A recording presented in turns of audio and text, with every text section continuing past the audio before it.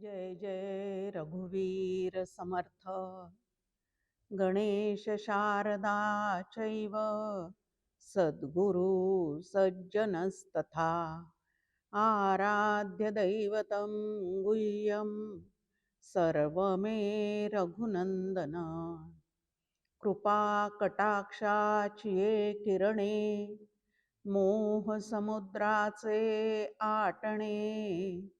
घडे जये त्या श्रीकृष्णे वंदूतया ते श्रीराम।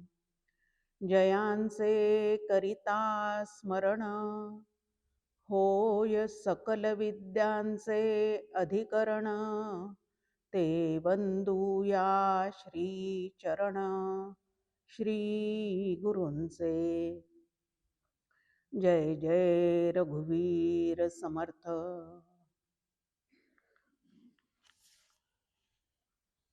ज्ञानेश्वर माऊली, आनंदयोगी परमपूज्य डॉक्टर काका, श्रद्धेय मंदाताई या सकल संतांना मनपूर्वक वंदन करते। उपस्थित असणाऱ्या सर्व नामधारकांना मनपूर्वक अभिवादन करते।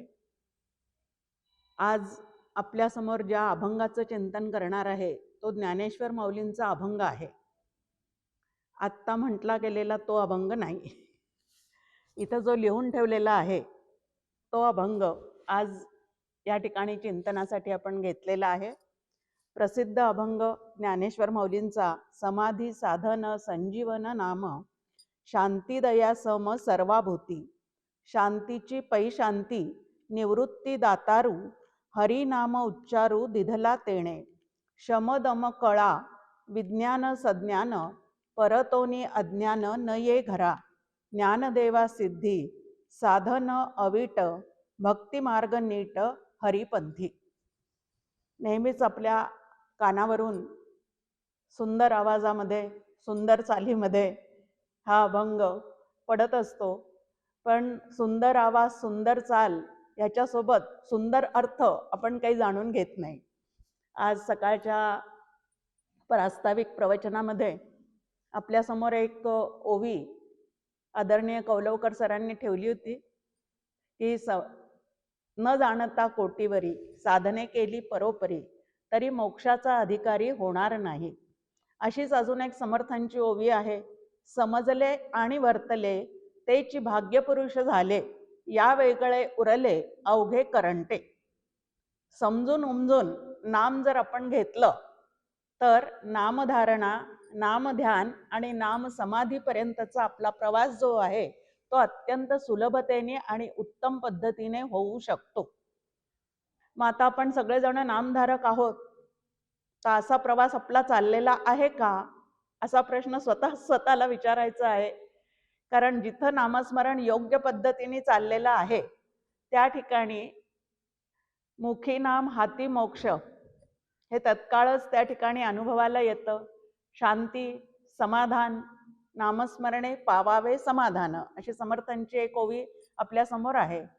मग सुख शांती आनंद समाधान आणि सर्वाभूती प्रेम हे जर माझ्या अंतःकरणामध्ये उदयाला आलेलं असेल, कायमस्वरूपी टिकलेलं असेल, तर माझा नाम समाधीपर्यंतचा प्रवास पूर्ण झालेला आहे। आणि घेणं चाललेलं आहे नाम, पण अजून सुद्धा ह्यातलं काहीही अनुभवाला आलेलं नसेल तर कुठंतरी काहीतरी आमचं नाम घेण्यामागचं जे आहे ते काहीतरी चुकत आहे। आता नाम उच्चारण चाललेलं आहे, पण त्याच्या जोडीला नामीचं स्मरण तितकंच आतमध्ये आहे का, हा एक मोठा प्रश्न आपल्या समोर आहे। आता ह्या ठिकाणी नाम घेता घेता नाम समाधीपर्यंत जाण्यासाठी ते नाम आपण कसं घेतलं पाहिजे हे ज्ञानेश्वर माऊली आपल्याला उलगडून सांगतायत। सुरुवातीलाच ते म्हणतात की समाधी साधन संजीवन नाम। आता इथं समाधी आणि संजीवन हे दोन शब्द आपल्या समोर आल्यामुळे आपल्याला श्री ज्ञानेश्वर माऊलींची संजीवन समाधी तेच पहिल्यांदी लक्षात येतं। पण त्या संजीवन समाधीशी या इथल्या सांगितलेल्या संजीवनीशी काही संबंध नाही, ती समाधी वेगळी। इथं नामाला त्यांनी संजीवन समाधी देण्याचं सामर्थ्य या नामामध्ये आहे, असं या ठिकाणी आपल्यासमोर ते मांडणी करतायत। की समाधी साधन संजीवन नाम. जसं आपण पाहतो की ICU मध्ये ॲडमिट झालेला एखादा पेशंट आहे आणि त्याला त्या ठिकाणी ऑक्सिजन लावलेला आहे. ते कशासाठी लावलेलं आहे? तर परत त्याचा श्वासोश्वास चालू व्हावा, परत तो उठून उभा राहावा म्हणून तो ऑक्सिजन जसा त्या ठिकाणी लावलेला असतो, तसं साधकाला आलेली मरगळ, साधकाला आलेला मदालस्य हा त्याच्या चित्तातून निघून जावा म्हणून नामसाधना जर योग्य पद्धतीने केली तर संजीवनी देण्याचं काम जे आहे ते हे नामसाधन करतं, असं त्यांनी सांगितलेलं आहे. आता संजीवन औषधी पण आपल्याला माहिती आहे की संजीवनी औषधी म्हणजे अगदी मृतावस्थेला गेलेला परत जो कोणी आहे त्याला परत व्यवस्थित जीवन जगता यावं म्हणून जी काय औषधी दिली जाते त्याला सुद्धा संजीवनी असं आपण म्हणतो. या ठिकाणची नाम औषधी जी आहे ती नाम औषधी ह्याच प्रकारची आहे. साधकाला पुनरुज्जीवन साधकाच्या दृष्टीने परत परत प्राप्त करून देण्याचं काम जे आहे ते हे नामसाधन करतं, असं आपल्या समोर आहे. आता सगळ्यात सोपं, सुटसुटीत, कलियुगामध्ये सर्वांसाठी योग्य, केव्हाही कुठेही कधीही घेता येण्यासारखं साधन जर कुठलं असेल तर ते नामसाधन आहे, असं सगळे संत आपल्या समोर मांडणी करत असतात. आता नाम म्हणजे नेमकं काय आहे? तर भगवंताचं नाव. काय आहे? तर भगवंताचं नाव. आपलं 12व्या दिवशी ठेवलं जातं ते एक नाव असतं, मग आपलं नाव ठेवलं जातं, नंतर हौशीनी ते लग्नाच्या वेळेला घेतलं जातं आणि नंतर नाव काढू नका असं म्हटलं जातं. असा आपल्या सगळ्यांच्या नावाचा काय आहे? प्रवास आहे. पण इथं भगवंताचं जे नाम आहे ते मात्र त्याला नाम का म्हटलेलं आहे? नाव म्हटलं नाही. नावं ठेवायची त्या ठिकाणी काही सोयच नाहीये, तर त्याला नाम असं म्हटलेलं आहे जो सगळ्यांच्या मनामध्ये राहतो. नामचं उलट करा तुम्ही, काय होतं? तर जो सगळ्यांच्या मनामध्ये राहतो असा जो ईश्वर आहे त्याला जी ठेवलेली नामं आहेत ते कुठलंही एक आपण निवडायचं आणि ते मनापासून घ्यायला सुरुवात करायची, म्हणजे आपला साधनेचा प्रवास जो आहे तो सोपा, सुटसुटीत, व्यवस्थित होऊ शकतो. असं ते नामसाधन जे आहे ते ह्या प्रकारचं आहे. मग आता हे नामसाधन घेत असताना आम्ही सगळेजण म्हणतो आम्ही सारखं नामात असतो, आम्ही सारखं नामात असतो, आम्ही सारखं नाम घेतो. आता सारखं त्याचं उच्चारण करतो हे बरोबर आहे, पण त्याच्या पुढचं जे काही आहे ते आम्ही करतो का, हा महत्वाचा प्रश्न आहे. आता नाम उच्चारण भक्ती असं म्हटलेलं आहे का नामस्मरण भक्ती असं म्हटलेलं आहे? स्मरण म्हटलेलं आहे. मग आता स्मरणासाठी उच्चारण गरजेचं आहे, ते आधी करायचं आहे. ते उच्चारण करता करता त्याचा अंतःकरणावर संस्कार उमटत जातो आणि संस्कार उमटत गेल्यानंतर मग आपोआपच तो संस्कार एवढा करायचा आहे की आपोआपच मग त्याचं स्मरण जे आहे ते आम्हाला होत राहावं. हा एक भाग आहे. दुसरं आहे की नाम म्हटल्यानंतर हे नाम आपण कोणाचं घेतो? तो कोण आहे? नाम घेणारा कोण आहे? नाम देणारा कोण आहे? हेही महत्वाचं आहे. ज्याचं नाम घेतो तो कोण आहे? त्याचं मूळचं स्वरूप काय आहे? आणि नामधारकाचं आणि त्या नामीचं नेमकं नातं काय आहे? या सगळ्या गोष्टी समजून घेतल्याशिवाय नामसाधना पूर्ण होत नाही. डॉक्टर काकांचं एक वाक्य आहे, नेहमी ते सांगतात की नामसाधनेला सगळ्यांनी सवंग करून ठेवलंय. आता सवंग करून ठेवलंय म्हणजे त्याचा परिपूर्ण विचार कोणी करतच नाही. खरं तर अगदी सोहम साधने इतकंच नामसाधन सुद्धा श्रेष्ठ आहे आणि तेही आपल्याला मुक्तीच्या अनुभवापर्यंत घेऊन जाऊ शकतं, मोक्षापर्यंत आपल्याला ते घेऊन जाऊ शकतं. पण त्या पद्धतीने त्याचा विचार आपण करतो का? शास्त्रशुद्ध पद्धतीने त्याचं चिंतन आपण करतो का? का फक्त उच्चारणापर्यंतच थांबतो? नेमकं आपल्याकडनं काय घडतंय ते आपण आपलं शोधून पाहायचं आहे आतल्या आत, की आपण नेमकं त्यासाठी काय करतो. आता इथं आपल्या समोर ज्ञानेश्वर माऊली म्हणतायत की हे नाम घेता घेता त्यांना कशाचा लाभ झाला ते पुढच्या चरणामध्ये ते सांगतात. शांती, दया, सम सर्वाभूती, की हे नाम घेता घेता दैवी गुणसंपदा ज्याला म्हणतात, ती दैवी गुणसंपदा माझ्या अंगी काय झालेलं आहे, मनाचा एक स्वभाव आहे, ज्याच्या सहवासात ते राहतं ते गुण त्याला येऊन चिकटतात. आता भगवंत कसा आहे, सर्व गुण संपन्न आहे, ईश्वर रूपाने तो सर्व गुण संपन्न आहे. मग आता तो सर्व गुण संपन्न दैवी संपदेने युक्त असणाऱ्या ईश्वराचं जर मी सतत नाम घेत असेल, तर त्या नामाचा मला सहवास घडल्यामुळे त्याचे गुण सुद्धा आपोआपच माझ्यामध्ये उतरायला पाहिजेत की नाही. आता पुढचा प्रश्न आपण आपल्याला विचारायचा, की नाम घेणं चाललेलं आहे, यातले किती गुण माझ्यामध्ये उतरलेले आहेत. दास म्हणे रघुनाथाचा गुण घ्यावा, सगळेजण त्याचं नाम घ्यावा असं सांगतातच, पण समर्थ रामदास स्वामींचं वैशिष्ट्य आहे की ते म्हणतात की रामाचे गुण घ्यावेत. मग आता दया, शांती आणि सम सर्वाभूती, आता भगवंत सर्वत्र भरलेला आहे. अगदी शास्त्रीय भाषेत बोलायचं झालं तर सर्वम खल्विदम ब्रह्म अशी श्रुती आपल्या समोर आहे. मग आता सर्वत्र तो देव भरलेला आहे, ब्रह्म भरलेला आहे, परमेश्वर भरलेला आहे, तर मग मला तो सर्वांमध्ये दिसतो का, हा दुसरा प्रश्न आपल्या समोर आहे. की मी जर व्यवस्थित नाम घेत असेल तर ह्या पद्धतीचा माझ्या अंतःकरणामध्ये तसा दृष्टिकोन विकसित व्हायला पाहिजे, जे शास्त्रांनी सांगितलेलं आहे, जे संतांनी सांगितलेलं आहे, जे श्री गुरूंनी सांगितलेलं आहे, ते रामतत्व किंवा हरितत्व, कृष्णतत्व मला खरोखरीच सर्वत्र दिसायला लागलेलं आहे का. माझ्या अंतःकरणामध्ये शांती, तृप्ती, समाधान यातलं काही आता सदैव राहतंय का. नंतर जे तत्व म्हणजे जो राम मी सर्वत्र किंवा जो हरी मी सर्वत्र पाहण्याचा प्रयत्न करते, तो कुठं कमी कुठं जास्ती मला दिसतो का. असं दिसतो की नाही आम्हाला. आमच्या स्वतःच्या उदाहरणावरून सांगायचं झालं तर माहेरच्या सगळ्या लोकांमध्ये आम्हाला राम दिसतो.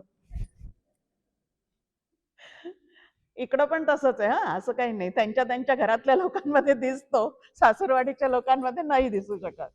आता सर्वत्र तो दिसतोय का. जर राम सर्वाभूती आहे तर तो प्रत्येक व्यक्तीमध्ये आहेच की नाही. हरी सर्वांमध्ये आहे तर तो प्रत्येक व्यक्तीमध्ये आहेच की नाही. मग हा सर्व व्यक्तींमध्ये व्यापून असणारा हरी कुठला आहे आणि आम्ही जो पाहतो तो कुठला आहे. आता वरवर पाहता तुम्हाला आम्हाला काय काय दिसतं, त्यांच्यातलं रंगरूप दिसतं, स्वभाव दिसतो, कृती दिसते, बोलणं ऐकू येतं, आणि मग आमचे त्यांच्याबद्दलचे निर्णय हरी राहूच शकत नाही. हे सर्वत्र हरी भरलेला आहे हे आमच्या लक्षात राहूच शकत नाही, कारण वरवरचं जे सगळं आम्हाला दिसतं तेच अंतःकरणापर्यंत पोहोचतं, आणि अंतःकरणामध्ये आमचाही अभिमान ठासून भरलेला असल्यामुळे मला असं तो बोलतो, मला असं तो करतो, असं भेदबुद्धीने आमचं सगळं काही बिघडलेलं असतं. पण थोडंसं लक्षात घेता येतं आपल्याला की सर्वत्र हरी पाहायचं म्हणजे नेमकं काय पाहायचं आहे. सर्वाभूती तो आहे, असं तर पृथ्वीमध्ये जितकी शरीरे तितकी भगवंताची घरे, जे जे भेटीजे भूत ते ते मानिजे भगवंत. एक वचन आहे समर्थांचं, दुसरं वचन आहे ज्ञानेश्वर माऊलींचं, दोघांचंही सांगणं एकच आहे. हे सातत्याने आपल्याला लक्षात घ्यायचं की सगळ्या संतांचं सांगणं जे आहे ते सातत्याने एकच असतं. असे दोन दोन उदाहरणं इथं का द्यायचे, दोन दोन संतांचे प्रमाण का सांगायचे. जर असं दोन तीन संतांचे उदाहरणं किंवा वचन ह्या व्यासपीठावर बसून आम्ही सांगितले नाही तर शिवगड आम्हाला परत प्रवचनाला बोलवणार नाही, अशी भीती आहे म्हणून सांगायचेत का ते, असं अजिबात नाही. पण एकाच सांगणं ऐकून जर माझ्या अंतःकरणाला ते पटत नसेल तर तीन तीन चार चार संत ज्या वेळेला एकाच तत्वाविषयी एकसारखं बोलतात त्यावेळेला तरी त्यामध्ये नक्की तथ्य आहे असं लक्षात घेऊन श्रद्धा वाढवायला काही हरकत आहे का आम्हाला. पाचामुखी परमेश्वर असं आपल्याला प्रसिद्ध माहिती आहे की पाच लोक ज्या वेळेला एकाच गोष्टीविषयी सातत्याने सांगतात त्यावेळेला ते वचन जणू काही परमेश्वराकडून काय झालेलं आहे तर आलेलं आहे. कारण पाच जणांचं एकमत होणं कठीणच आहे आपल्या प्रपंचात आपण पाहतो. की 5ही जणांचं एकमत होणं कठीणच असतं. पण ज्या अर्थी इथं एकमत झालेलं दिसतंय, त्या अर्थी ते वचन परमेश्वराकडून आलेलं आहे, असं आपण श्रद्धा बाळगायची आणि त्याच्यावर काय करायचं आहे, तर लक्ष केंद्रित करायचं आहे. मग आता सर्वाभूती तो भगवंत म्हणजे नेमकं काय आहे? चैतन्य रूप भगवंत जर लक्षात घेतला, तर तो सर्वत्र सदा सम आहे. चैतन्याकडे जर आपलं लक्ष गेलेलं असेल, तर ते सर्वत्र सदा समत्वाने व्याप्त आहे.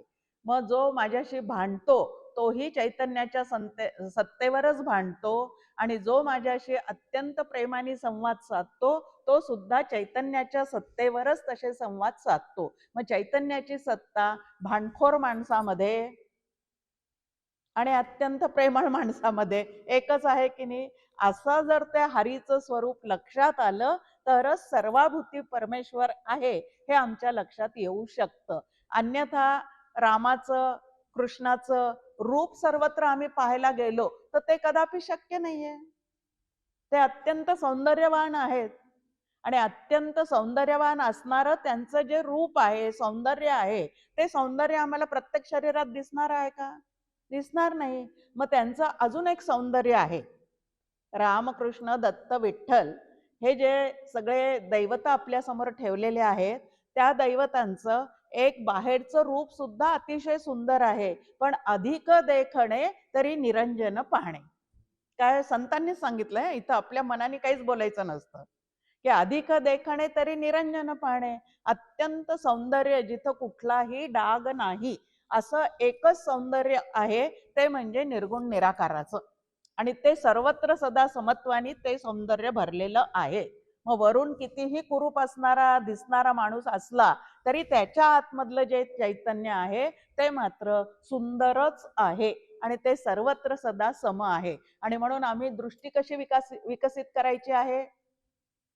या उपाधी माझी गुप्त, चैतन्य असे सर्वगत, ते तत्वज्ञ संत स्वीकारिती. नामरूपात्मक उपाधी आहे, स्वभावाची उपाधी आहे, अंतःकरणाची उपाधी आहे, आणि या उपाधीच्या आतमध्ये चैतन्य मात्र सर्वत्र सदा समत्वानी भरलेलं आहे. आणि ते चैतन्य पाहण्याचा दृष्टिकोन विकसित करणं हे नाम घेता घेता मला जमलं पाहिजे. कारण ज्याचं नाम घेते तो नामी कोण आहे? आता तो नामी जर मी रामाचं नाव घेत असेल, तर त्या रामनामातला नामी दाशरथी राम आहे. मग आता दाशरथी राम मूळचा कोण आहे? वाच्यार्थाने तो दाशरथी राम आहे, ईश्वराचा अवतार आहे, आणि लक्षार्थाने तो ब्रह्मरूप आहे.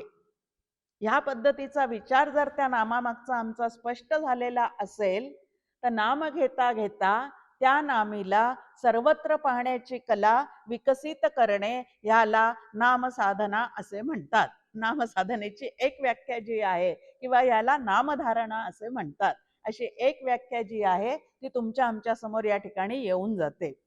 आता हे जे नाम आहे, ते नाम घेता घेता शांती माझ्या अंतःकरणाला प्राप्ती झाली. आता शांती शब्दाचं नेहमी डॉक्टर काका वर्णन करतात, की ब्रह्माचं एक नाव शांती असं आहे. म्हणून नाथ महाराजांना आपण काय म्हणतो? शांती ब्रह्म असं म्हणतो. मग अत्यंत शांत अंतःकरण, स्थिर अंतःकरण, अत्यंत कुठलीही घटना घडली तरी जिथं अजिबात घडामोडी घडत नाही, म्हणजे ते दगड आहे का? म्हणजे जिथं काहीच घडामोडी अंतःकरणात घडत नाही, त्याला आम्ही काय म्हणतो? दगडासारखं अंतःकरण म्हणतो. स्वतः गमतीने डॉक्टर काका त्यांचं एक उदाहरण सांगतात.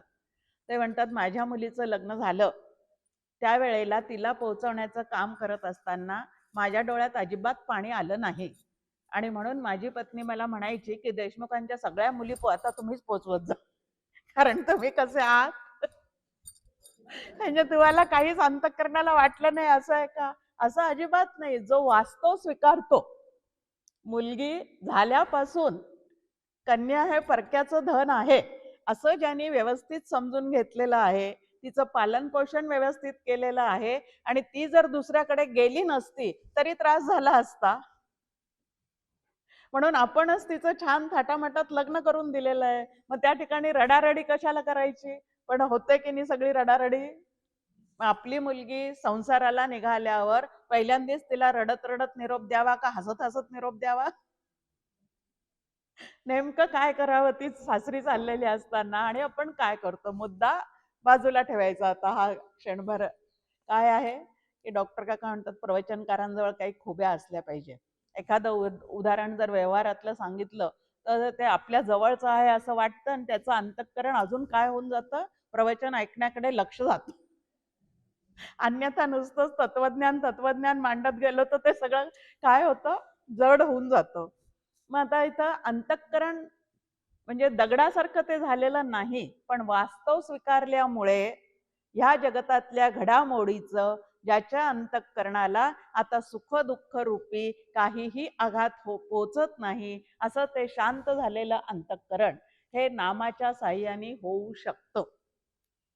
आता नामातला नामी लक्षार्थाने ब्रह्म आहे असं म्हटल्यानंतर ब्रह्माच्या ठिकाणी जर काहीच घडामोडी घडत नाहीत म्हणून ते शांत आहे. मग नाम घेता घेता जर आम्ही ब्रह्मरूप झालो तर आमच्या अंतःकरणाला सुद्धा तसाच अनुभव असला पाहिजे की नाही? मग येतोय का, आला का, घ्यायचा आहे का, घ्यायचा असेल तर मी काय केलं पाहिजे, इथपर्यंत सगळे प्रश्न स्वतःचे स्वतःलाच विचारायचे आणि हळूहळू पुढे जाण्याचा प्रयत्न करायचा. आता ही शांती कोणाजवळ होती? दुसऱ्या चरणामध्ये आपल्याला ते म्हणतात, शांतीची पै शांती निवृत्ती दातारू, हरी नाम उच्चारू दिधला तेणे. ज्या नामाच्या माध्यमातून साधना करता करता मी समाधी सुखापर्यंत पोहोचलो, ते नाम मला कोणी दिलेलं आहे हे खूप महत्वाचं आहे. कोणी दिलेलं आहे हे खूप महत्वाचं आहे. आता जे श्री गुरूंकडनं आलेलं नाम असतं त्याला सबीज नाम असं म्हणतात. त्याला सबीज नाम असं म्हणतात. आणि सबीज म्हणजे ज्या बीजामध्ये फळाला जाण्याची शक्यता आहे त्याला आपण सबीज म्हणतो. मग आता हे सबीज नाम म्हणजे त्यांच्या संप्रदायाची शक्ती, त्यांच्या स्वतःच्या साधनेची शक्ती आणि श्री गुरूंची शिष्याप्रती असणारी तळमळ, या सगळ्या गोष्टींसह जे नाम आमच्यापर्यंत पोचतं त्याला सबीज नाम असं म्हणतात. आणि असं नाम मला कोणी दिलेलं आहे? शांतीची पै शांती.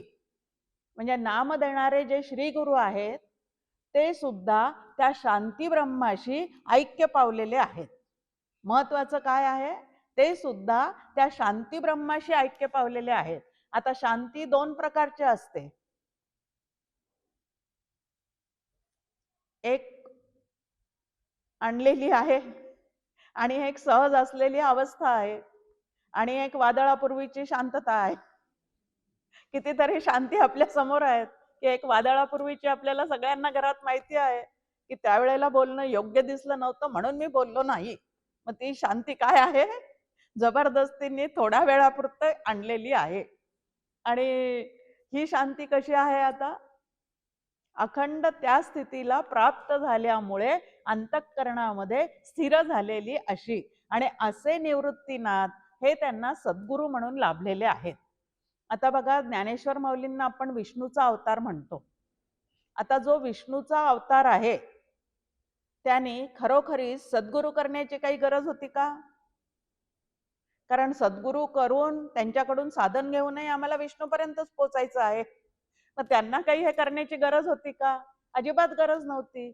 पण तरी सुद्धा मार्गाधारे वर्तावे, विश्व हे मोहरे लावावे, हे लक्षात ठेवून त्यांनी सुद्धा आधी की जर आपण सद्गुरू न करता हे सगळं तत्वज्ञान सगळ्यांना सांगत सुटलो तर सद्गुरूंची जीवनात आवश्यकताच नाही असं प्रत्येकाला वाटायला लागेल. आणि मग अहंकार रूपी प्रत्येकाच्या अंतःकरणामध्ये दडून बसलेला रावण काही केल्या शांत होणार नाही. आणि म्हणून त्यांनी सुद्धा काय केलेलं आहे? शरण गेलेले आहेत. आणि शरण जाऊन ते सांगतात की त्यांनी मला हा नाम दिलेला आहे. आता हे नाम कसं आहे? तर सिद्ध केलेलं नाम, श्री गुरूंनी सिद्ध केलेलं नाम जे आहे ते नाम त्यांनी मला दिलं. हरी नाम उच्चारू दिधला तेणे, की त्यांनी मला ते ह्या पद्धतीने ते संस्कारित माझ्या ठिकाणी केलेलं असल्यामुळे मी समाधी सुखापर्यंत पोहोचलेला आहे. पुढे शमदम कळा विज्ञान सज्ञान परतोनी अज्ञान न ये घरा. ते घेतलेलं जे नाम आहे ते निष्ठेने अत्यंत मनापासून आणि नामसाधनेसाठी आवश्यक असणाऱ्या सर्व गोष्टींचा अवलंब करत करत ते नाम घेतलेलं असल्यामुळे मी सज्ञान झालो. पहिलं सांगितलंय मी सज्ञान झालो. आणि दुसरं सांगितलेलं आहे की त्या झालेल्या ज्ञानाला अंतःकरणामध्ये स्थिरता प्राप्त झालेली असल्यामुळे अज्ञान आणि अविद्या हे आता माझ्या घराकडे फिरकतच नाही. आता ज्ञानेश्वरी ग्रंथामध्ये सुद्धा संपूर्ण ज्ञानेश्वरीचा अभ्यास कशासाठी आपण करायचा असं आपल्या समोर माऊली सांगतात.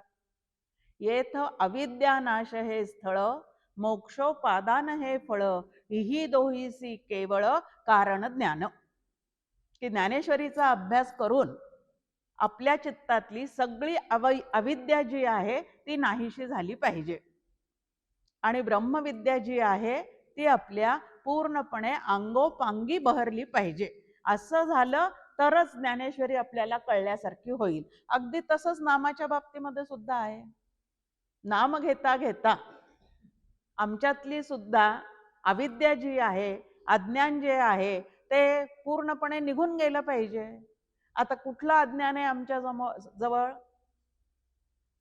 आपलं स्वरूप माहिती नसणं हे अज्ञान आहे की नाही? बाकी व्यवहारात पाहिलं तर आपण सगळेजण एवढे ज्ञानी आहोत की भारतातच काय चाललंय एवढंच फक्त आम्हाला माहिती आहे असं नाही.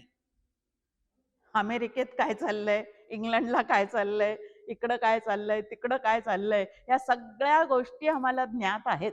मग आम्ही किती ज्ञानी आहोत ना? तर ह्या दृष्टीने पाहिलं तर आम्ही खूपच ज्ञानी आहोत ना सगळ्या क्षेत्रामध्ये. पण परमार्थ क्षेत्रामध्ये ज्याला ज्ञान म्हणतात ते म्हणजे स्वरूपाचं ज्ञान. आणि ते स्वरूपाचं ज्ञान माझ्या ठिकाणी आहे का? त्या ज्ञानाला स्थिरता आलेली आहे का? मी देह नसून मी आत्मा आहे या बुद्धीला स्थिरता प्राप्त झालेली आहे का?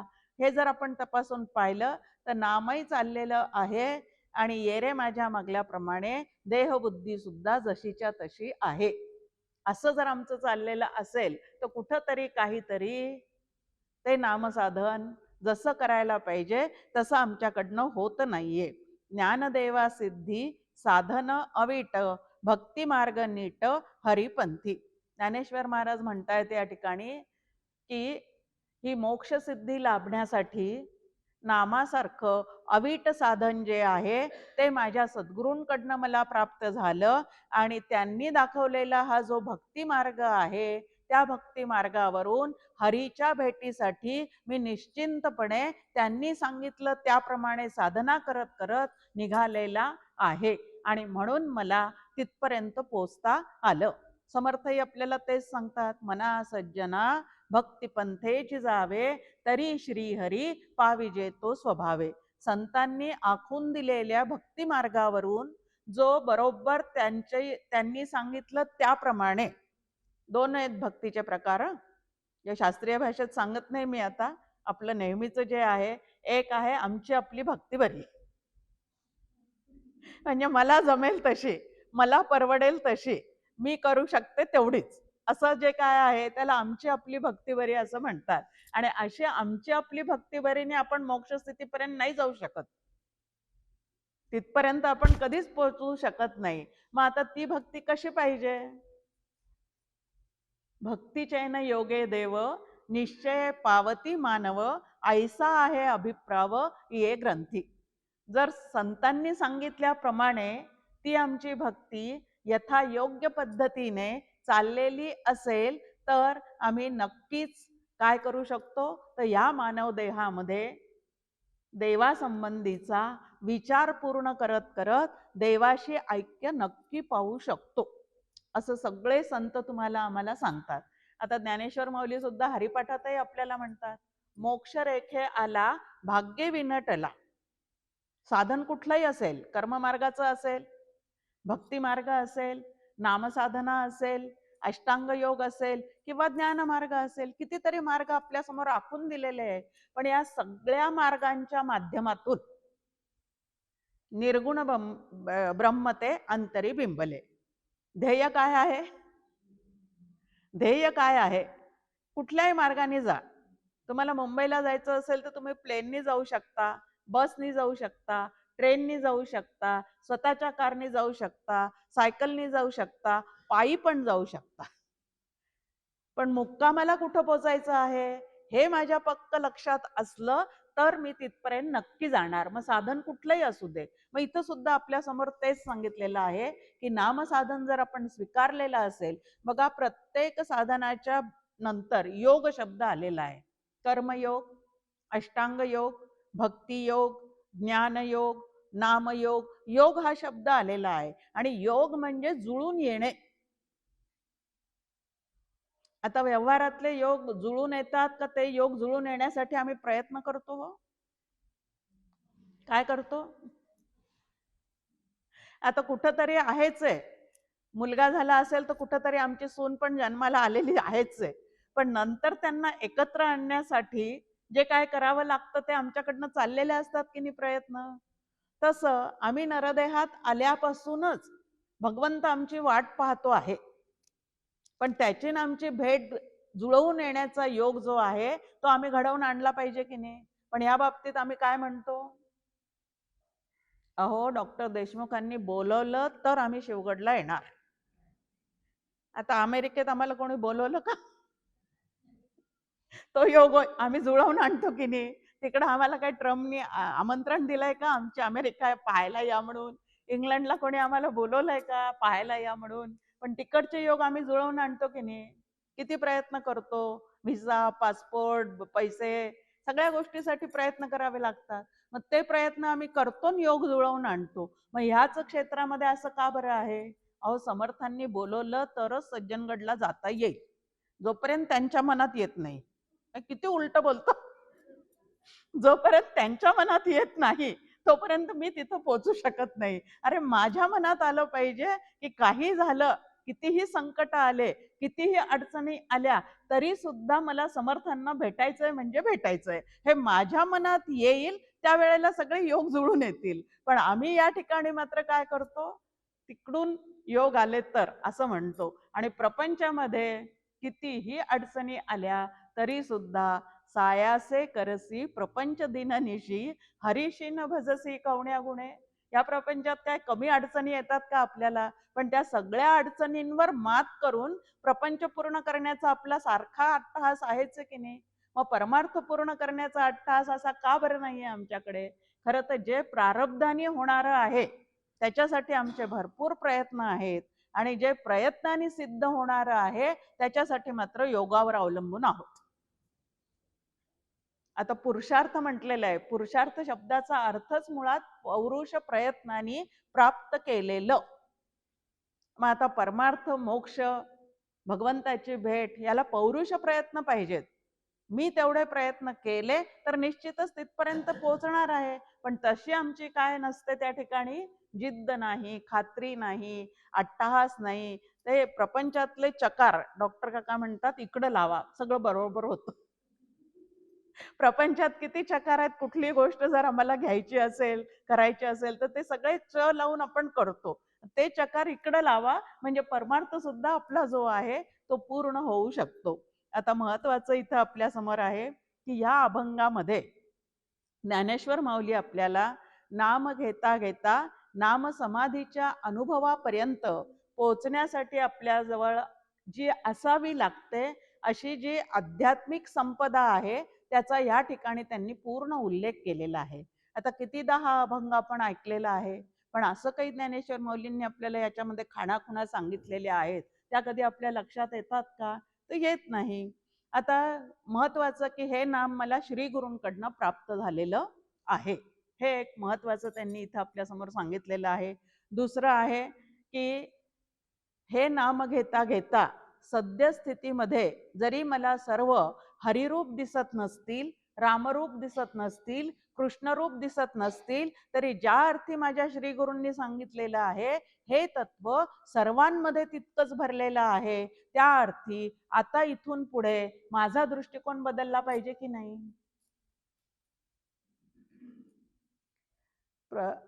आपल्या शरीराची दृष्टी जर बिघडलेली असेल, म्हणजे डोळ्यात काही कमी जास्ती झालेला असेल, तर डोळ्याच्या डॉक्टरांकडे जातो. त्यांनी सांगितलंच सगळं करून घेतो. त्यांनी सांगितलेल्या नंतर नंबरचा चष्मा करतो की नाही, मग तो डोळ्यावर घातला की मग आपल्याला दिसायला लागतं. मग लांबचं असेल नाही तर जवळचं असेल, पण तो चष्मा करून घ्यावा लागतो की नाही. आता तिकडं चष्मा करावा लागतो आणि इकडं दृष्टिकोन बदलावा लागतो. या गुरूंकडे गेल्यानंतर काय करावं लागतं. आता सुरुवातीचे माझे जे प्रपंचाकडे पाहण्याचे, जगाकडे पाहण्याचे, जीवाकडे पाहण्याचे जे काही माझे समज होते, ते सगळे समज मला आता गैरसमज बदलून टाकावे लागतात, अपसमज बाजूला करावे लागतात आणि त्यांनी दिलेल्या दृष्टीने मला ते पाहायला शिकावं लागतं. नाहीतर ते कायमचं आम्हाला सांगत राहणार प्रवचनाच्या माध्यमातून. किती प्रवचनाच्या माध्यमातून 3 गोष्टी सातत्याने आपल्या समोर येतात आणि आता सुद्धा प्रत्येक प्रवचनात ते येणार आहे. 3च कल्पना चुकीच्या आमच्या विषयी असलेल्या. मी देह आहे, जग सत्य आहे, मी कर्ता भोक्ता आहे. हे 3 अपसमज, गैरसमज आपल्याविषयी झालेले आहेत. मग आता श्री गुरूंच्या प्रवचनातून आपण कितीदा ऐकलेलं आहे. आद्य शंकराचार्य आपल्याशी बोलताना म्हणतात की हजारो ग्रंथ, हजारो ऋषीमुनी तुम्हाला जे काही सांगू पाहतात ते श्लोकाच्या एका चरणामध्ये तुम्हाला सांगतो. आणि तो चरण कुठला आहे? ब्रह्मसत्य जगन्मिथ्या जीवो ब्रह्मैव नापराहा. आता एवढ्यासाठी एवढे प्रवचन असतात सगळे. एवढंच घडून यायचं. सगळ्या साधना एवढ्यासाठी आहेत. जे जे काही आम्ही साधन निवडलेलं आहे स्वतःसाठी, त्याची फलश्रुती ह्याच याच्यामध्ये झाली पाहिजे. मग आता तपासून पाहायचं आपण आपल्याला की यातलं काही नाम घेताना माझ्या ठिकाणी होतंय का, आता दृष्टिकोन बदललेला आहे का अजूनही तसंच आहे जे जसं व्हायला पाहिजे, म्हणजे आजपर्यंत ज्या दृष्टीने मी पाहत आले होते अजूनही तसंच आहे.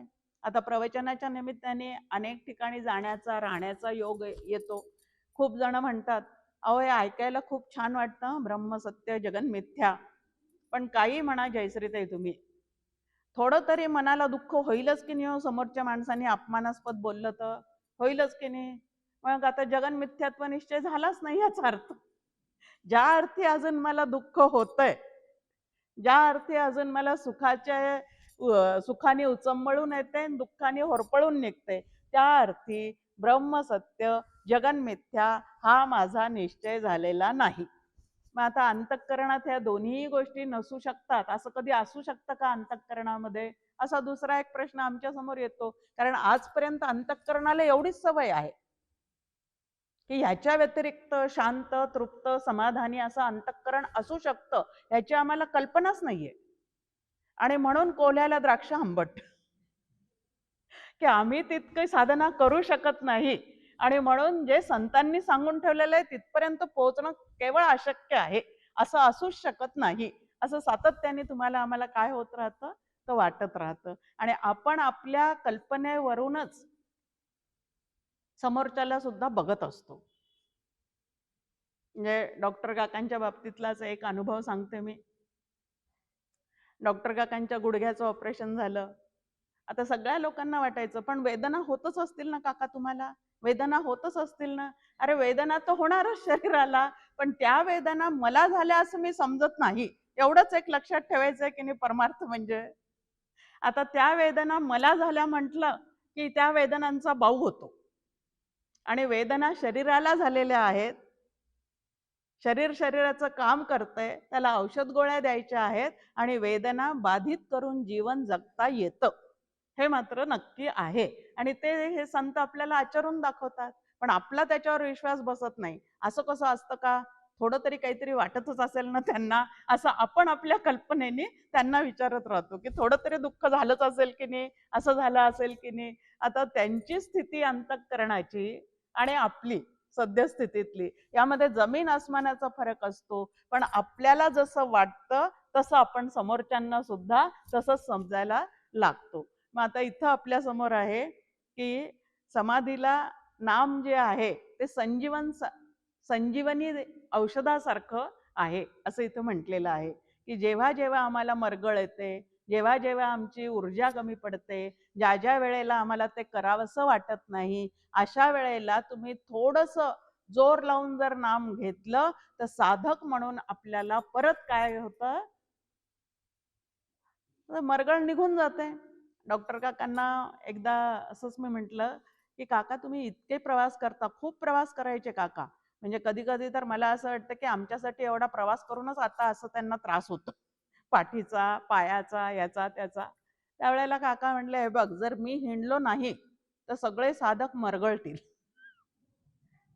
म्हणजे काय होतील, ते परत परत उठून हे केलं पाहिजे, कारण प्रपंच नावाची गोष्ट अशी आहे की संतांची पाठ फिरताच परत आम्ही त्याच्यात काय होऊन जातो, रममाण होऊन जातो. म्हणून वारंवार वारंवार त्यांची भेट होणं, त्यांची प्रवचनं ऐकणे, त्यांचे ग्रंथ ऐकणे, असं करता करता आमची जी साधनेसाठी आवश्यक असणारी ऊर्जा आहे ती परत परत तुम्हाला आम्हाला काय होते, प्राप्त होते. तसंच त्यांनी दिलेल्या नामाच्या माध्यमातून सुद्धा मरगळलेल्या साधकाला परत त्याच्यामध्ये समाधीपर्यंत आपल्याला पोचायचं आहे, अशी परत परत आठवण करून देणारी जर गोष्ट कुठली असेल तर ती म्हणजे भगवंताचं नाम.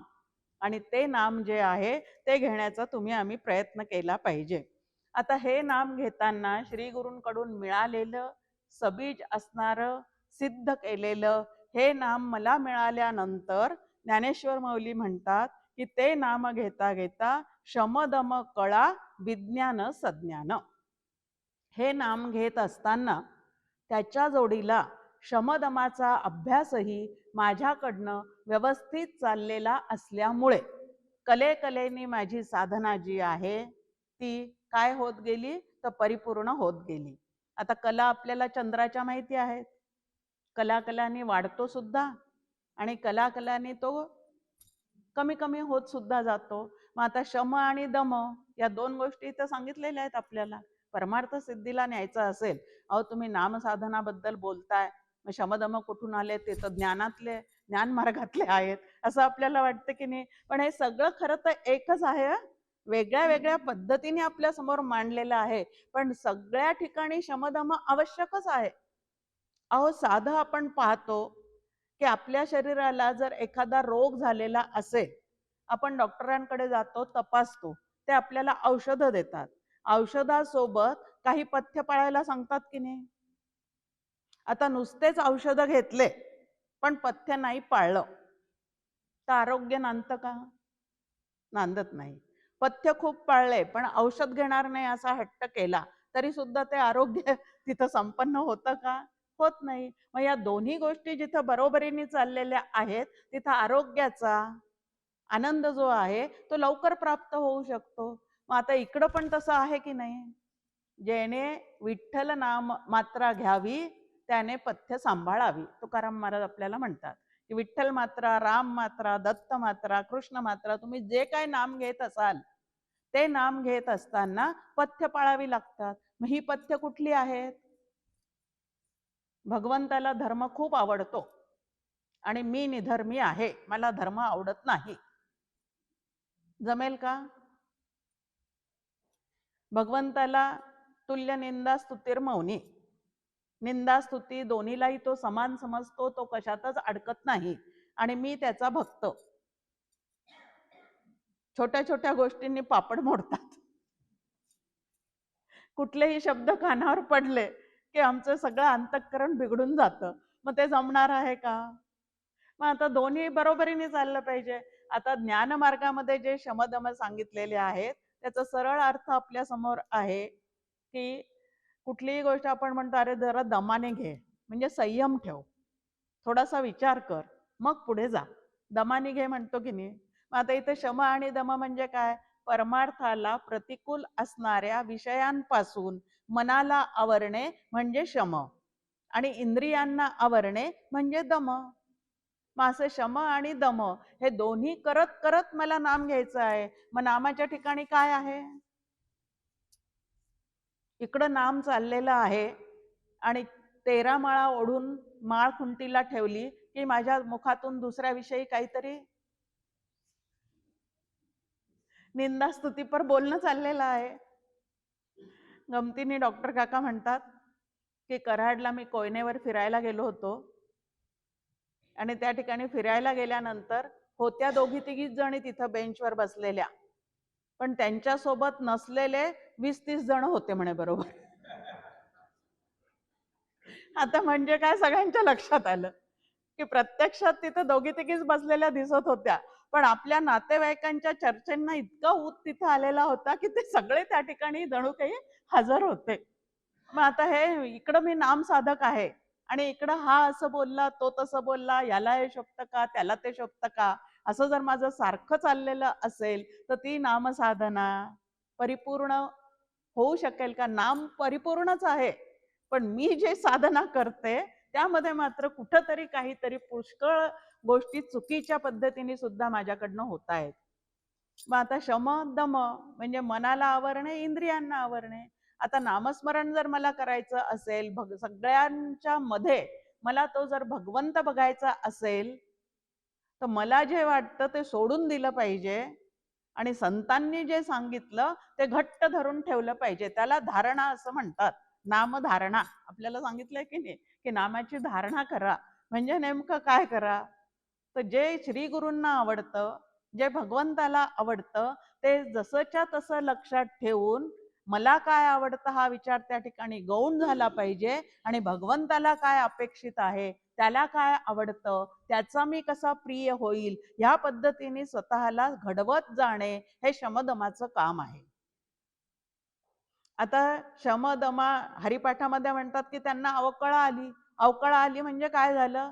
नाम घेता घेता स्वतःला श्री गुरूंना आवडेल ह्या पद्धतीने घडवत असताना आता शमदमाचं काही काम राहिलं नाही. म्हणजे जाणीवपूर्वक काही चित्ताला आवरण्याचं काम राहिलं नाही, इंद्रियांना आवरण्याचं काम राहिलं नाही, तर सहजगत्या त्या विषयांपासून चित्त आमचं जे आहे ते आवरलं गेलेलं आहे.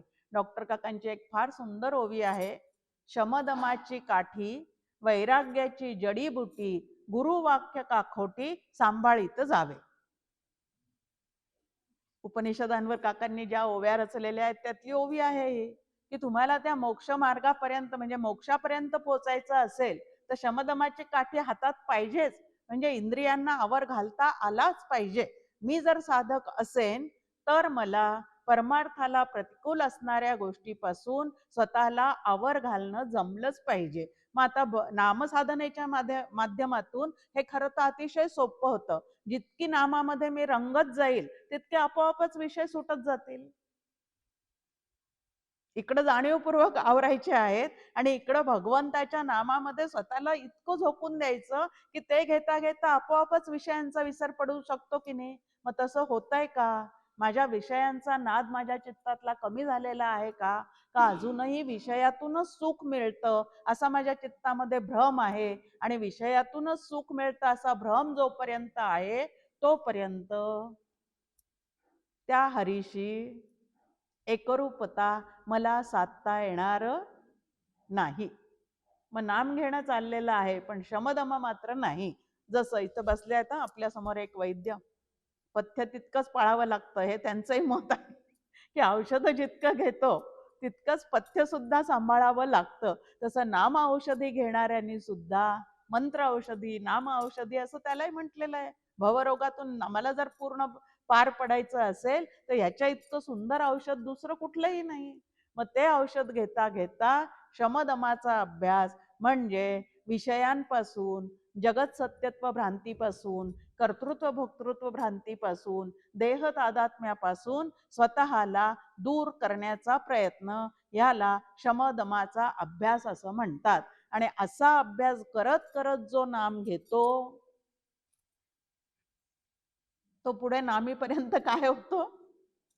तर नामीची ओळख करून घेतो, नामीपर्यंत पोहोचतो आणि असं जो करत नाही त्याला मात्र ते होत नाही. मग आता असं नाम घेतल्यामुळे मला सज्ञान झालो. आता सज्ञान झालो म्हणजे काय झालं? माझ्या स्वतःच्या मूळच्या स्वरूपाची आणि भगवंताच्या मूळच्या स्वरूपाची ओळख होणे ह्याला सज्ञान होणे असं म्हणतात. आणि हे सज्ञान झाल्यामुळे मग सहज ज्याच्या सत्तेवर मी नाम घेतो, नामधारक कोणाच्या सत्तेवर नाम घेतो? ते नाम म्हणजे चैतन्य काढून टाका आतलं. नाम घेता येतंय का या वाणीला? मग चैतन्याच्या सत्तेवरच तो नाम घेतो की नाही? ज्या श्री गुरूंनी मला नाम दिलेलं आहे त्यांनी कशाच्या सत्तेवर दिलेलं आहे? चैतन्याच्या सत्तेवर दिलेला आहे.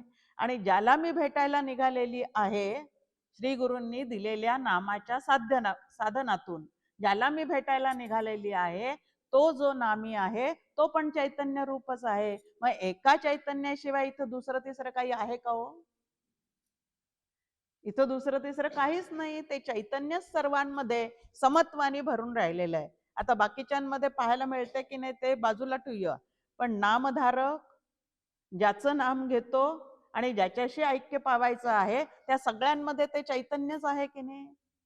सर्वाभूती सम, ते चैतन्यच आहे. मग नाम घेता घेता त्या चैतन्य रूप रामाशीच मला किंवा चैतन्य रूप हरीशीच मला एकरूप व्हायचं आहे, असा पूर्णपणे आतमध्ये आत्मविश्वास पाहिजे. दुसरं एक महत्वाचं आहे, जे साधन मला माझ्या श्री गुरूंकडनं प्राप्त झालेलं आहे त्याच्यावर पूर्ण निष्ठा, श्रद्धा, प्रेम ह्या गोष्टीशिवाय आणि भाव ह्या गोष्टीशिवाय परमार्थ पुढे जातच नाही. प्रेम, निष्ठा, अभ्यास, श्रद्धा ह्याच्याशिवाय परमार्थामध्ये दुसरं काही नसतं. आणि ते सोडून माझं नाम चाललेलं असेल तर ते नाम घेण्याच्या सुद्धा पद्धती आपण पाहतो. एरवी काही नाही, पण जवळून कोणी चाललं की श्रीराम जयराम जय जयराम. नाम हे दाखवण्यासाठी नाही.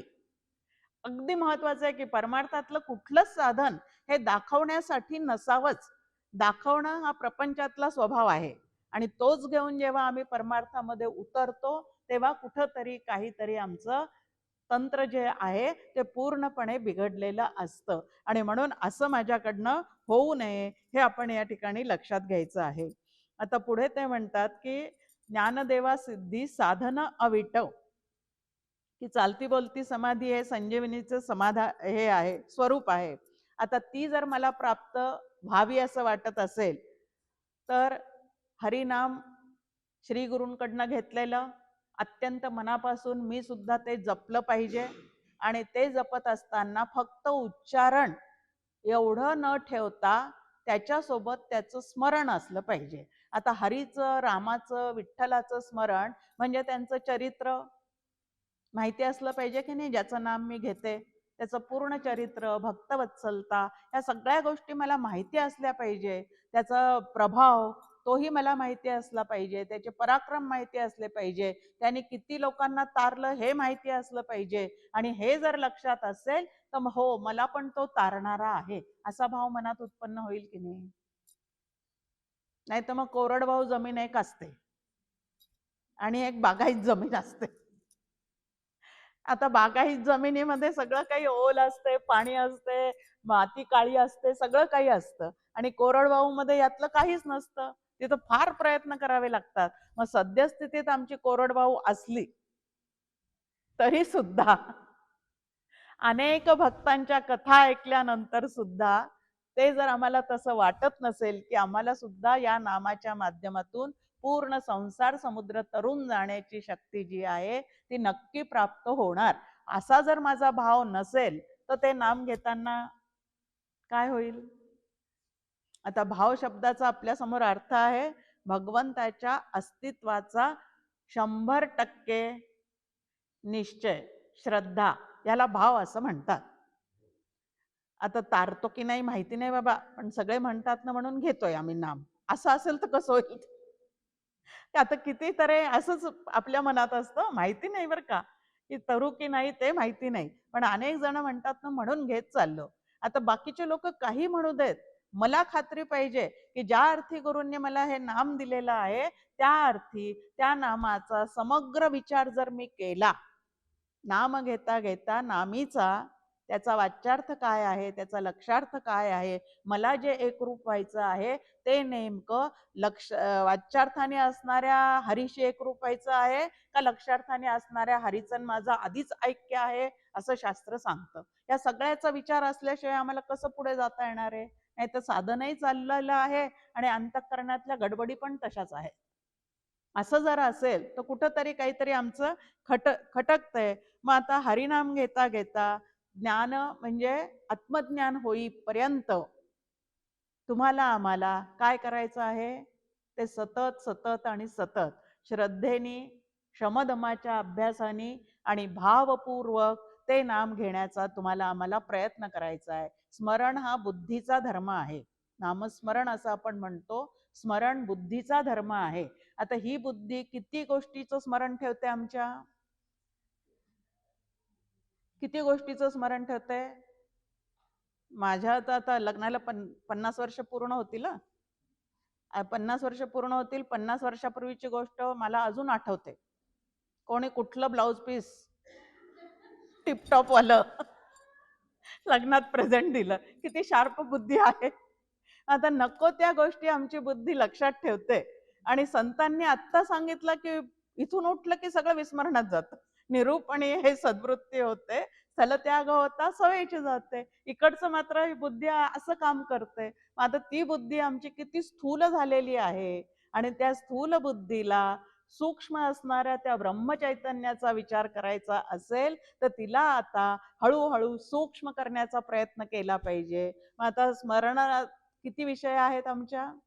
वस्तू आहे, व्यक्ती आहे, परिस्थिती आहे, घटना आहेत आणि यातली एकही गोष्ट शाश्वत नाही. अंधनात मिळालेले माझे भांडे किती जपते, किती जपते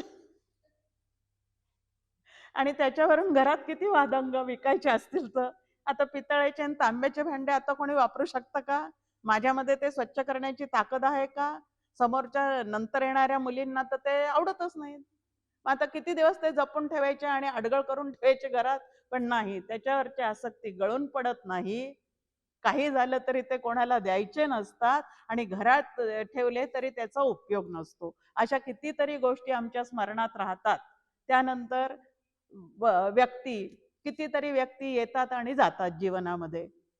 अशी पाखरे येती आणि स्मृती ठेवून जाती.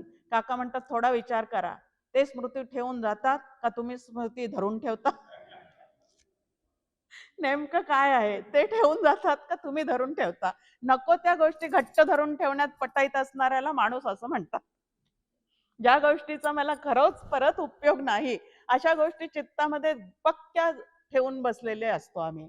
आणि असं जे डोकं भरलेलं असेल नको त्या गोष्टींनी तर ते मोकळेपणाने नाम घेऊ शकेल का? सकाळी ऐकलं ना आपण 2 विद्यार्थी, एक कोरीपाटी आहे आणि एक भरलेला आहे. मग ते स्वच्छ करण्यासाठीच आधी किती प्रयत्न करावे लागतात. मग कितीतरी पद्धतीने या नामसाधनेचा आम्हाला ह्या पद्धतीने विचार करता येतो. आत्मज्ञान होण्यासाठी बुद्धी अत्यंत सूक्ष्मग्राही असावी लागते.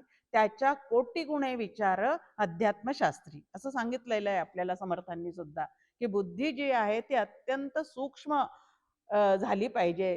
सूक्ष्माचा विचार करणारी अशी ती बुद्धी असली पाहिजे. पण सतत स्थूलात रमणारी बुद्धी, मग आता रामाचं माळ हातात असेपर्यंत रामाचं किंवा हरीचं स्मरण आहे आणि तिथून उठलं किंवा 50 वर्षापूर्वीच्या गोष्टी आठवणं सुरू आहे, भूतकाळात जाणं सुरू आहे.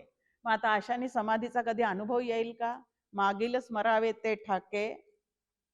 आपल्या समोर ज्ञानेश्वर माऊलींची ओवी आहे, पुढील पैस पारुखे मागील स्मरावे ते ठाके ऐसिये सरिसे भूमिके समाधी राहे. ज्याला समाधीचा अभ्यास करायचा आहे त्यांनी भूतकाळामध्ये दड्या मारू नये, भविष्य काळामध्ये उड्या मारू नये, वर्तमान काल हातातला निसटू देऊ नये. आता मग तुम्हाला नामसमाधीचा जरी अभ्यास करायचा असेल तरी तेच आहे. पण आमचे किती काळ जातात भूतकाळात आणि भविष्य काळाच्या चिंता करण्यात. आणि हा सगळा बुद्धीला आम्ही केलेला काय आहे? नको तो कचरा जो आहे, एक ओला असतो, एक सुका असतो. सुका कचरा म्हणजे जगाचं काय होईल, कसं होईल, आणि ओला कचरा म्हणजे मी, माझा प्रपंच, त्याचं काय होईल आणि कसं होईल. दोन्ही कचरे टाकून द्यावे लागतात की नाही घरातले आपल्याला. आता सुका लवकर जातो, पण ओला जो आहे तो जास्ती ठेवला तर त्याला जास्ती वास येतो. तो आधी फेकून दिला पाहिजे. जगापेक्षा आधी मी आणि माझं हे जे काही आहे तो जो ओला कचरा आहे तो आधी चित्तातला काढला पाहिजे आणि त्याची जागा हे सगळं हरीचं आहे. हा प्रपंच माझा नसून हरीचा आहे असं बाहेरच्यांना सांगायचं नाही बरं का. आत भाव तसा पाहिजे. ते आणखी एक पथ्य आहे ह्याच्यातलं. नाही तर बाहेर सांगत सुटतो आणि आतमध्ये तसं काहीच नसतं. त्याला तर दंभ असं म्हणतात. आणि दंभाचं आणि परमार्थाचं पूर्ण वाकडं आहे. म्हणून इथं बाहेर काहीच सांगायचं नाही, पण आतमध्ये जो आपला निश्चय आहे तो तसा असला पाहिजे. मी माझेची जागा जोपर्यंत हरीचं अशी घेत नाही तोपर्यंत आमचं अंतःकरण जे आहे ते शुद्ध आणि स्वच्छ होऊ शकत नाही. नामाने अंतःकरणातल्या चुकीच्या विचारांचं प्रदूषण पूर्णपणे नाहीसं झालं पाहिजे. कुठल्याही प्रदूषणाने आम्हाला त्रासच होतो की नाही हो? तब्येती बिघडतात. मग आता वैचारिक प्रदूषण आज झालं तर किती तब्येत बिघडत असेल.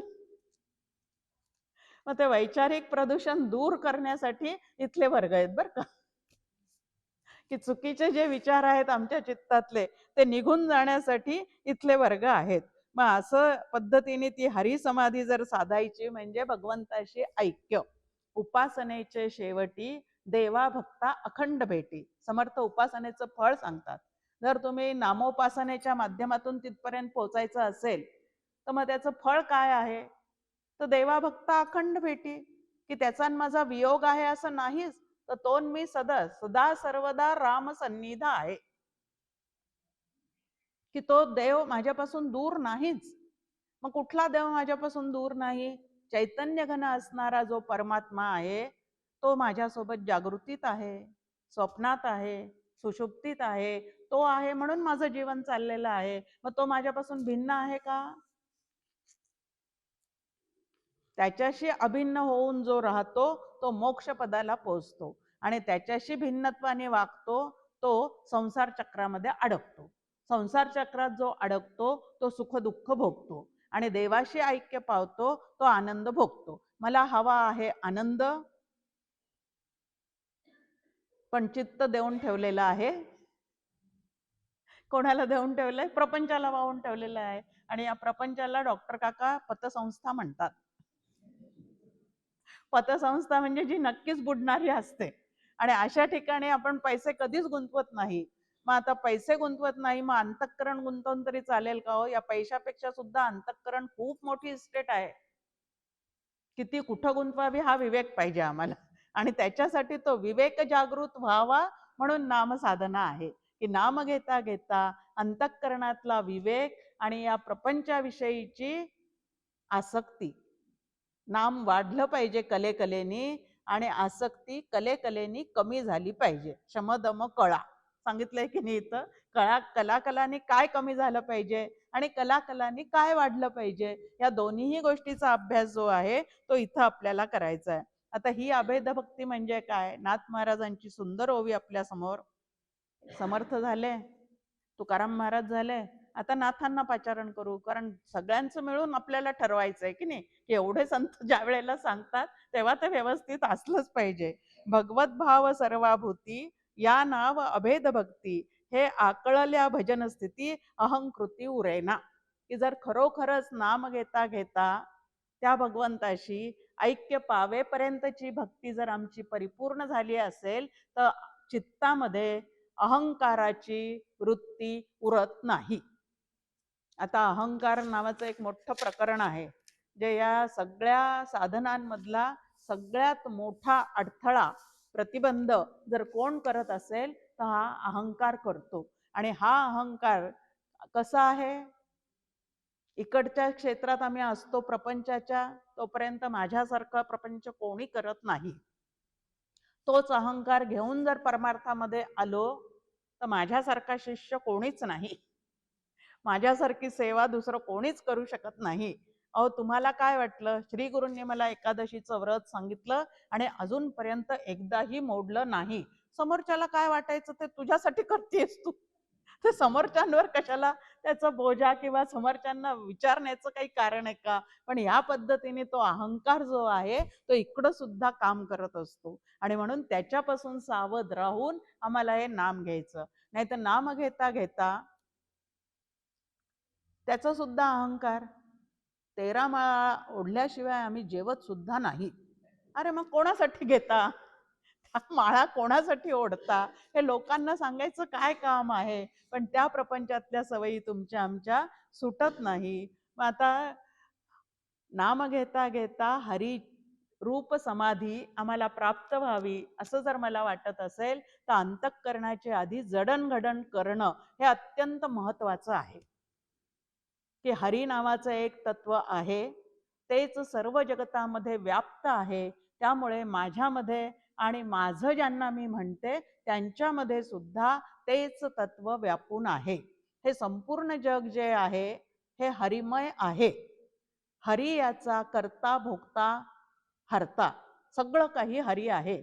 असं नुसतं पोपटपंचीसारखं बोलून चालत नाही बरं का.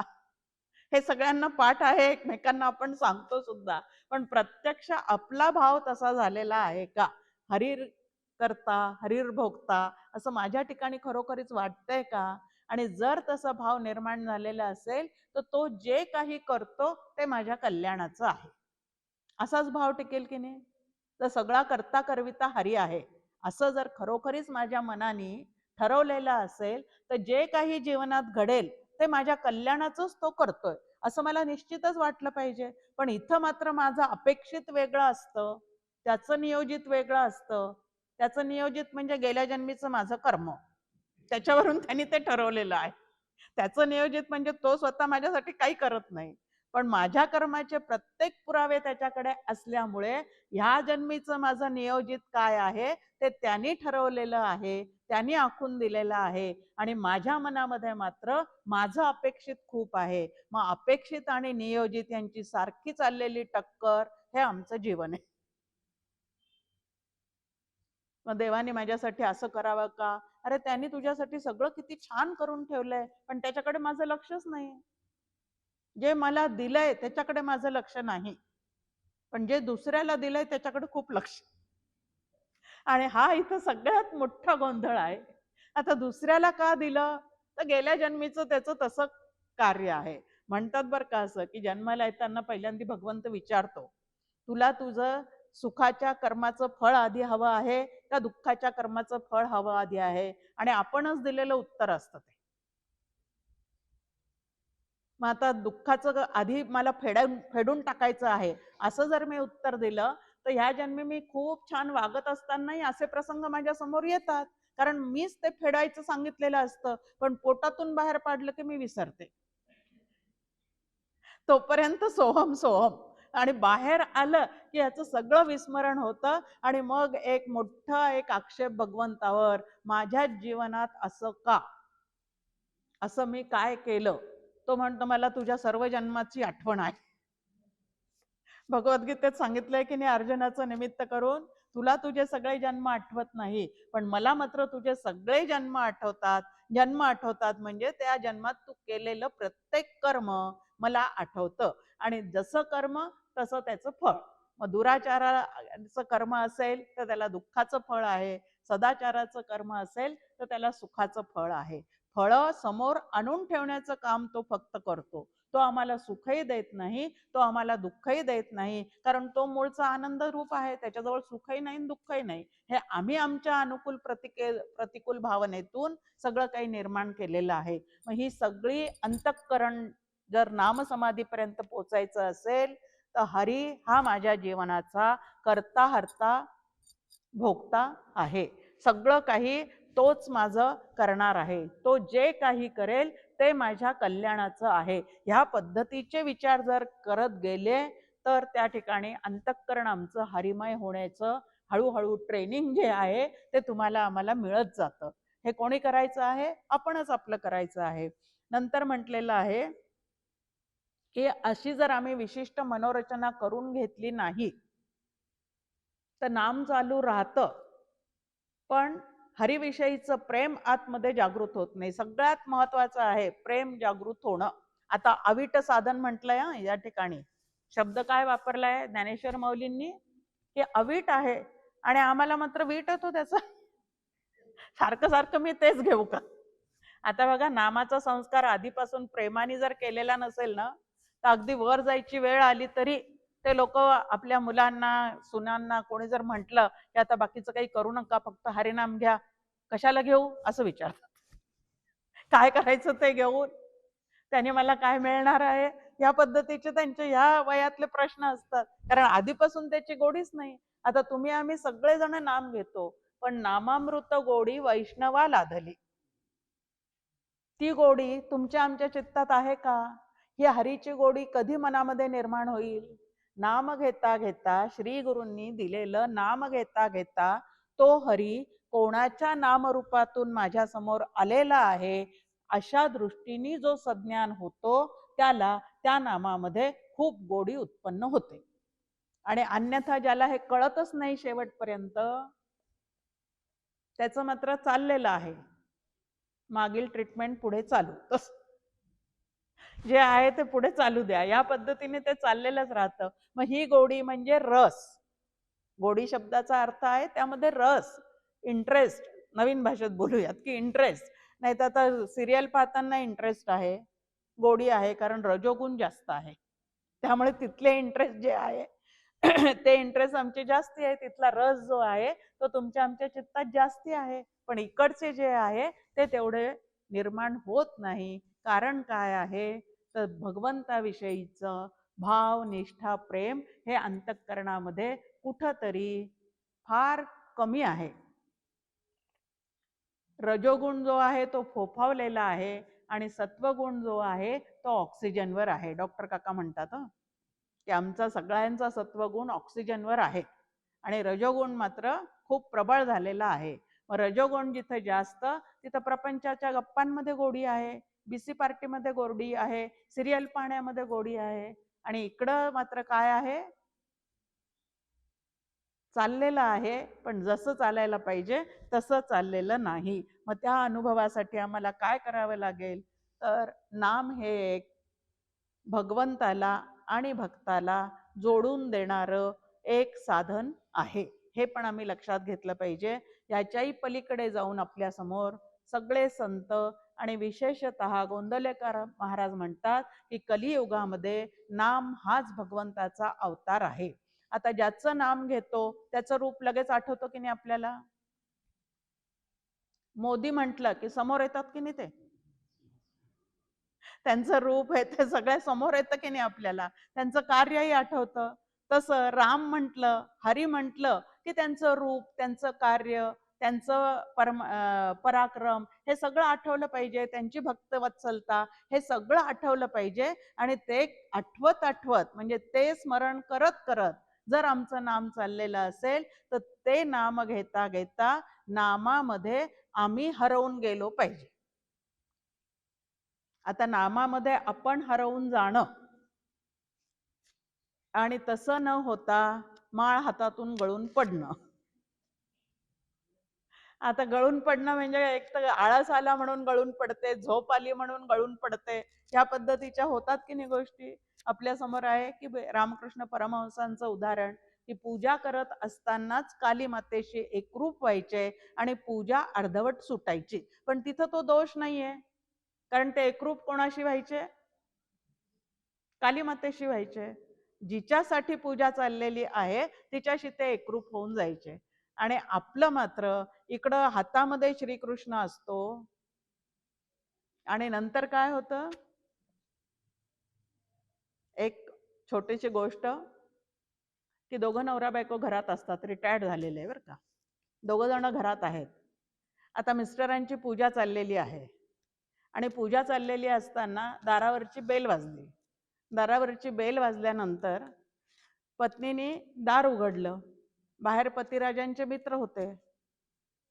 आहे का घरात त्यांनी विचारलं आणि ही म्हणते घरात नाही. ते निघून गेले आणि दार लावलं. आता पूजा झाली की यांचे जोरात मंत्र सुरू झाले. मी घरात असताना मी नाहीच असं तू कसं सांगितलं? ती त्यांना विचारते, खरं सांगा तुम्ही, तुम्ही पूजा करत होते, पूजा करत असताना श्रीकृष्ण तुमच्या हातात होता, पण तुमचं मन जे आहे ते कुठं गेलं होतं? विजय सेल्स मध्ये गेलं होतं की नाही?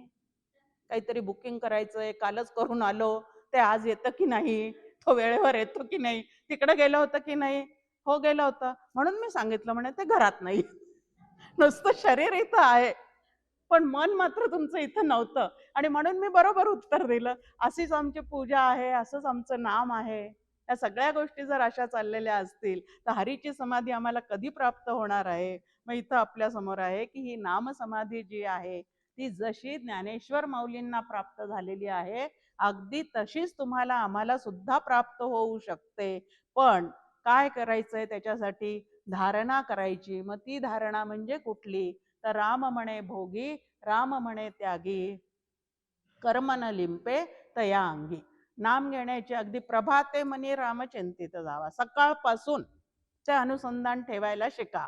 मग त्याचीच पूजा करा, त्यालाच नैवेद्य दाखवा, त्याचीच आरती करा, जेवताना त्याला सोबत बोलवा, आशनी शयनी कुठलंही कर्म करत असताना जर आपण त्याची आठवण ठेवली तर त्याला नामधारणा असं म्हणतात.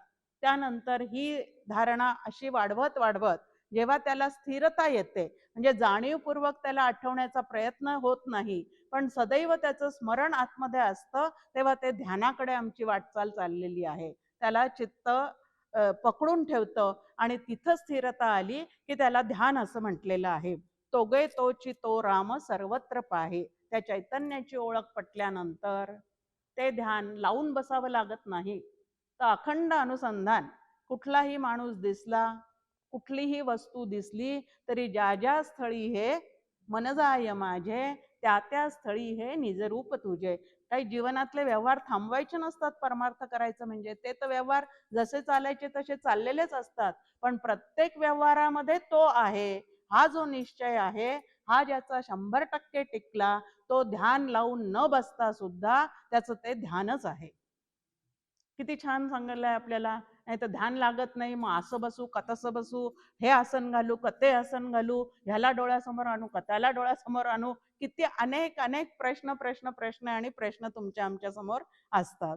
त्यानंतर आपल्याला सांगितलंय की तत्वज्ञान, नाम घेणारा, नाम देणारा आणि ज्याचं नाम आम्ही घेतोय तो हे सगळे चैतन्य घन आहेत असं व्यवस्थित लक्षात आलं की मग ती समाधी. समाधी म्हटलं की आम्हाला केवढं त्या समाधी शब्दाचं खूप आकर्षण आहे. मग हिमालयात जावं लागतं का? मग ती इतके इतके तास चालते का? अहो त्यांची 4 महिने टिकली. अरे संत कधीच असं केलेलं नाही. चालता बोलता सहज समाधी. त्या संतांची समाधी कशी आहे? मग त्याच्यासाठी थोडं फार बसावं लागतं ही गोष्ट वेगळी आहे.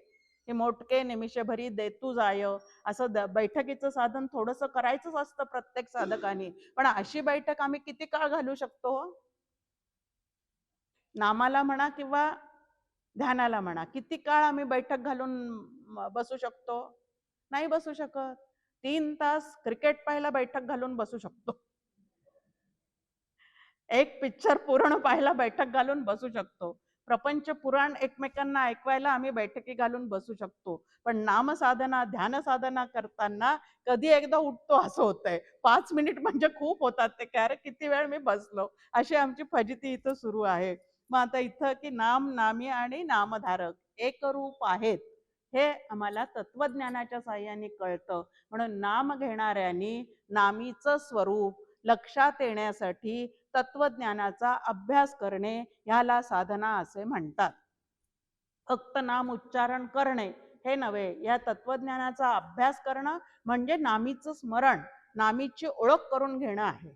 म्हणून काही काही म्हणजे साधकांचे प्रश्न असतात असं की आम्ही शास्त्राचा अभ्यास करायला लागलो आणि नाम सुटलं तर मग आमचा तोटा नाही होणार का? तोटा कसा होईल? नामीचं स्वरूप कळल्याशिवाय नामसाधना पूर्णच होणार नाही. मग ते आम्ही कळून घेतलं पाहिजे की नाही. पण तत्वज्ञानाचा अभ्यास करता करता शब्द जालम महारण्यम हे पण लक्षात ठेवलं पाहिजे. नाही तर तिकडं ओढलं गेलो ते सगळे वादविवाद हे ते सगळे पाहायला गेलो, शब्दज्ञान जास्ती झालं तर नाम साधना सुटून जातं. म्हणून ते सुद्धा त्या ठिकाणी होता उपयोगाचं नाही. मग आता हे नाम घेताना किती तऱ्हेने आम्हाला संतांनी समजूत घातलेली आहे की तुम्ही नाम घेता घेता पापाचे कळप पळती पुढे, की सगळं पूर्वजन्मीचं पाप जे काय असेल ते नष्ट होईल. पुण्यकारक सतत गोष्टी स्फुरण तुम्हाला होत राहील आणि त्यामुळे अंतःकरण शुद्ध झालं की शुद्ध परमात्म्याला जाणून घेण्याची म्हणजे नामीला जाणून घेण्याची आपली तळमळ जी आहे ती वाढत जाईल. समाधीयुक्त पद्धतीने जर हरीला जाणण्याचा प्रयत्न केला तर हा हरी दूर नसून ते माझं स्वरूप आहे इथपर्यंत आपण पोहोचू शकतो. आणि ह्याच्या सहज समाधीत रूपांतर मग केव्हा होतं? तो गोविंद गोविंद मना लागली या छंद. त्यांची वाचा अनावर झाली. सतत त्याचं आता तुमची आमची प्रपंचाच्या गोष्टी करताना अनावर होते आणि संतांची वाचा जी आहे ती नाम घेताना अनावर होते. हा संतांमधला आणि आमच्यामधला खूप मोठा काय आहे तो फरक आहे.